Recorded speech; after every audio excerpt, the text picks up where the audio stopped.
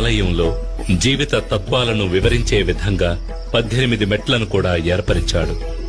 ఈ 18 పవిత్రమైన మెట్లు 18 కొండలకు, 18 మంది దేవతలకు, 18 తత్వాలకు ఆనవాలుగా ఉన్నాయి. 18 కొండలైన ఇంజిపారమల, కాళైకట్టిమల, పుదుచ్చేరిమల, కరిమల, తలైపారామల, దేవరమల, శ్రీపాదమల, మైలాడుమల, మాతంగమల, కాల్కిమల, సిట్రంబలమల, సుందరమల, నాగాంబలమల, గౌండమల, నిలకల్మల, నీలిమల, పొన్నాంబలమల, శబరిమల వంటి కొండలను 18 మంది దేవతలైన వినాయకుడు, శివుడు, పార్వతి, కుమారస్వామి, బ్రహ్మ, విష్ణు, రంగనాథుడు, కాళీ, యముడు, సూర్యుడు, చంద్రుడు, కుజుడు, బుధుడు, బృహస్పతి, శుక్రుడు, శనీశ్వరుడు, రాహువు, కేతువు అనే దేవతలను 18 తత్వాలైన చూడడం, వినడం, సువాసన, రుచి, స్పర్శ,